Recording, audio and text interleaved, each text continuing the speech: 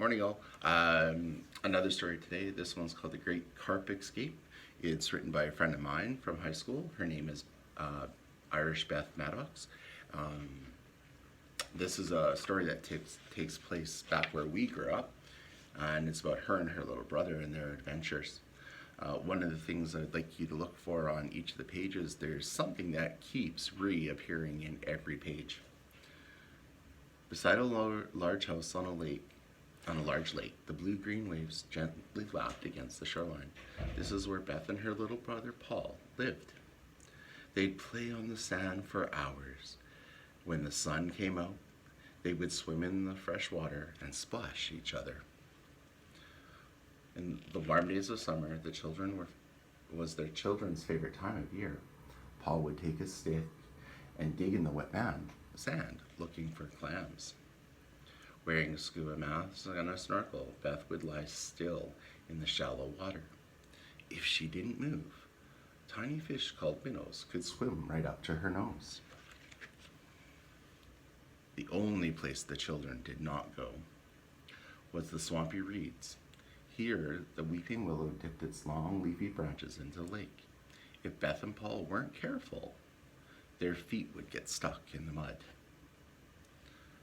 But that was not the only reason the children avoided the reeds. Once, while walking along the beach with their dad, Paul found a dead fish on the shoreline. "Ew," cried Beth. "Daddy, look, this is the ugliest fish I've ever seen." Paul poked it with a stick. The strange fish was big and blue, with spiny fins and large scales. Beside his mouth were barbs. This made the fish look like he had a mustache. "This is called a carp," said Daddy, pointing. "They live in the reeds by the weeping willow." "Why is this fish so ugly?" said Paul. Daddy laughed. "Well, not everyone thinks this fish is ugly and is wonderful. Wonderful or not, from that day on, the children stayed away from the reeds and the weeping willows. They were afraid that the carp might nibble on their toes. In the spring, the snow had melted, made the lake water rise very high, even up into Beth and Paul's backyard. The ground was lowest near the weeping willow, creating a giant, murky pond. The spring days had become warm and the sun grew hot. Slowly, the flood in the backyard dried up.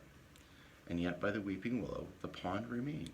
Beth and Paul found tadpoles swimming in the water, but that was not all that was in the pond.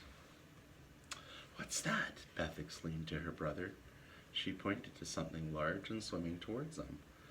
Something blue with spiny fins and big scales. The children could not believe their eyes. There were carp in the pond.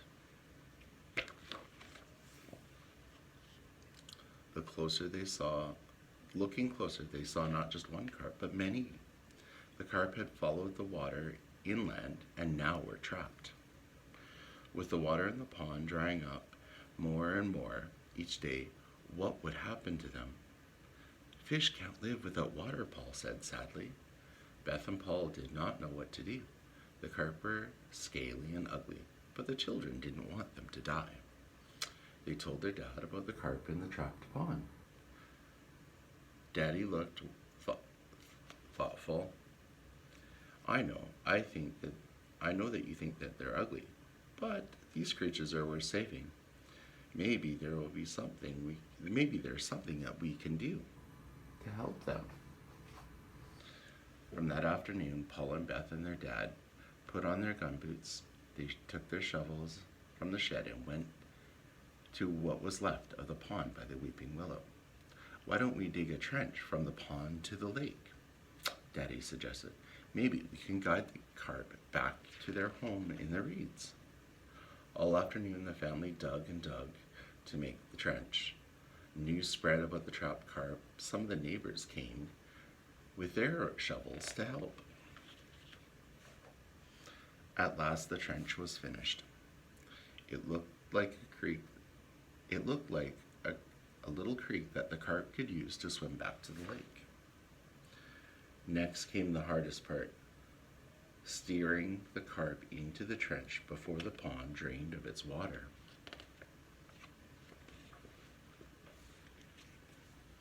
Sloshing into the very shallow pond, Daddy and some of the neighbors slowly herded the school of carp down the trench. The colorful carp squirmed and splashed about. They wriggled their heads to and fro. Slowly, they swam down the trench and back into the lake. Paul had fun rounding up the carp after a while. Beth did too.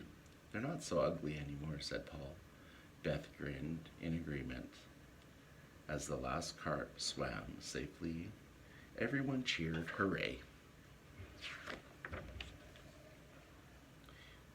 When the evening came, the neighbors went home for supper. The sun's last rays of golden light shimmered off the lake and through the weeping willow. Near the reeds, Paul and Beth and their dad quickly watched the waters lapping.